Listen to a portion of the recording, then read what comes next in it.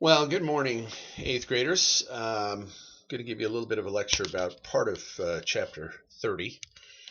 Now, I'm not even going to mess with any textbook today because I lived through all of this, and I will tell you what I saw, what I experienced, what I thought, and some of the major events that took place. As you know, 1968, Richard Nixon was elected president. And 1969, he took office. He Vietnamized, whatever, Vietnamization. He turned the war over to South Vietnam. They eventually lost the war. By 1975, North Vietnam had conquered the South, unified the country, and we have the Republic of Vietnam now. So that was one of the major events. I was about 10 years old when Nixon became president. 1972, there was another election. And Nixon was the Republican candidate against a guy named George McGovern. But Nixon, one of the problems with Nixon was he was paranoid. And so he ordered that there be spies sent to the Watergate Hotel in Washington, D.C., which was where the Democratic headquarters were located. And so a couple of low-level burglars went in, broke into the office, and they got caught. So they began to talk and they named names, and it went a little higher up the ladder, and it went a little higher up the ladder. Meanwhile, Nixon won the election in a landslide. I don't know why he was so paranoid. He won in a landslide.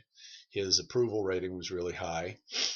And by about 1973, it became obvious that this was a serious, problem. So there, more and more names were named, and they kept going higher and higher and higher up the ladder. And so finally, Congress did a investigation. They subpoenaed the tapes of Nixon's phone conversations, and he claimed executive privilege. He said, "No, I don't have to turn those over." But they forced him to turn them over, and there were big sections of the tapes that had been erased. Well, to make a long story short, Watergate, it proved that Nixon had lied to Congress, that he had known about the whole situation, the break-ins and stuff. And you can't have a president of the United States be a criminal. And so Nixon, Republicans and Democrats both agreed that they should impeach and remove him from office. So he resigned in August of 1974. I was 15 years old. So I was in high school, and I remember that happened. I have an original audio recording of his speech when he resigned. So Nixon left office, but his vice president had been a guy named Spiro Agnew, who was also a crook. So Spiro Agnew had previously resigned. And while Nixon was still president, he appointed Gerald Ford to be his vice president, and the Senate approved it. So when Nixon resigned, Gerald Ford became president. He is the only president in American history that was never elected to that position. Because when you run as a vice president, you also are running as a president in case the president dies in the election. Well, Ford had never been in a presidential election before, and now all of a sudden he was president. So he's the only man in American history to be moved to the presidency and never have been elected to that position. Richard Nixon is the only president to ever resign from the office. Well, Ford wanted to patch things up. The 60s and 70s had been a terrible stretch for America. And so he very quickly pardoned Nixon, which made him very unpopular. But it was the right thing to do to bring peace for the country. Ford was a good man, a relatively weak president. He was sort of a caretaker president. I liked the guy. The news media was all over his case for being clumsy. They would always show him falling and tripping and whatever else. It wasn't really that fair. But finally, by about 1975, the United States was over the hump. We had gotten out of Vietnam and all that. Well, 1976, there was an election. And a governor from Georgia, an unknown, a lot like Barack Obama, he had been an unknown quantity as well. A Georgia governor by the name of Jimmy Carter, James Earl Carter, him and his wife, Rosalind, and their young daughter, he ran for president. And he captured the imagination of the country because he was an outsider. He was not a career politician from Washington, D.C., like a lot of them. And so I I wasn't old enough to vote in 1976. I was 17 years old. I didn't particularly like Carter. I wanted Ford to get reelected. But Carter was elected. He had a big toothy grin and sort of a homespun way about him and a southern accent and all that sort of stuff. So he became president 1977, January 77. I was in college when that happened. And he promised he would never lie to the American people. He was a good man. Still is. He's still alive. He's in his 90s. Very honest, good Christian man. He went to church every Sunday. As a matter of fact, my sister lived in Georgia for a while, and she went to church one time down in, I think, Plains, Georgia, where he was from, one Sunday, and he was in the church. I think he and his wife were in the church, so she got to meet him, which was, I think this was after he was president. I don't remember if he was still president or not. But anyhow, so he was president. Problem was the job was bigger than the man. Carter was arguably the worst president in my lifetime. A very weak president. Good man, but not strong at all. And there were a lot of problems facing America. The biggest problems were high inflation, which is, the cost of goods was rising quickly, and high interest rates, which usually doesn't happen at the same time. Because ordinarily, if you lower the interest rates, it speeds up the economy, which causes inflation. But if you raise the interest rates, it lowers inflation. But because we depended on foreign oil and a lot of imports and stuff, things were expensive in America. The price of oil and so forth was very expensive. So we had the weird situation of high inflation and high interest rates, and Carter didn't know how to handle that. He did achieve one really great thing, the Camp David Accord. Camp David is the presidential retreat near Washington, D.C., and he invited Anwar Sadat, the president of Egypt, and Menachem Begin, the president of Israel, or the premier of Israel, whatever, the prime minister of Israel, to come to Camp David and negotiate a peace treaty. And it was very rough for a while. They locked themselves up in Camp David, and we didn't know what had happened, for a long time. And what ultimately happened was the country of Egypt agreed to recognize the existence of Israel as an independent country, and Israel agreed to allow the Palestinians in the occupied territories to govern themselves. And so ever since then, Egypt and Israel have gotten along at least reasonably well. Egypt hasn't caused Israel any major trouble since. Unfortunately, a few years later, Anwar Sadat was assassinated. I liked the guy. He was a great leader for Egypt. Menachem Begin died, I don't know, 20 years ago or something like that. He was an older man.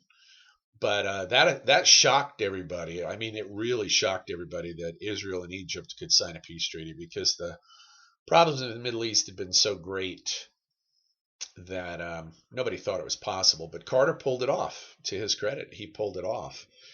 He had a brother named Billy who was like the quintessential redneck. If you look redneck up in the dictionary, there's probably a picture of Billy. Had his own beer.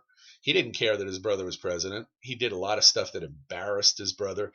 Jimmy Carter's mother was outspoken, and she would embarrass him too. So, I mean, for the 4 years Carter was president, we always saw his family doing stupid things. I mean, like really stuff to embarrass the guy. So I kind of felt sorry for him from that perspective.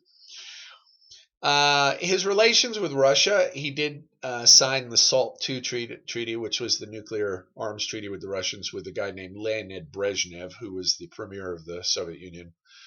Brezhnev and Carter signed the treaty, but the Senate never ratified the treaty. So it never was actually passed, the SALT II treaty. Now, the beginning of the end of Jimmy Carter took place in November. Well, actually, in 1979, a little bit earlier. There was a radical Islamic cleric in France by the name of the Ayatollah Khomeini. He was exiled from Iran, and he was a Shiite, not a Sunni. And so France and Iran allowed Khomeini to go back to Iran, and it began the Iranian Revolution. millions and millions of people marched in the streets to overthrow the Shah of Iran, who was the king dictator of Iran. He was an ally of the United States. Reza Pahlavi, I think, was his name. I was about 20 years old when this all took place, so I was an adult, and I remember it very clearly. The Shah of Iran got cancer, so Jimmy Carter invited the Shah to come to America, to Walter Reed Hospital, to have surgery, to take care of the cancer, or try to. And when the Shah left the country, the Iranians went ballistic. They were furious that the United States would allow him to go. So in November of 1979, hundreds of young Iranian radicals, mostly students, climbed over and stormed the American embassy and took a lot of American hostages. I think 50 some odd American hostages, 53 or something like that, American hostages. Well, Carter now had a major problem. What do you do? Do you let them keep the hostages? Do you negotiate? Do you send the military?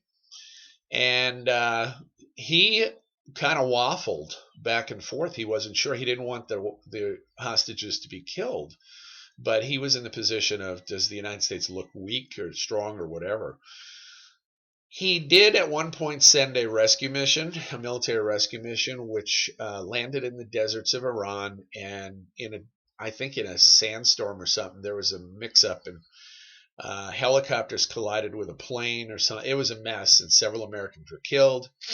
And every day on the news, we saw these Iranian radicals chanting "Death to America," their hatred and things like that.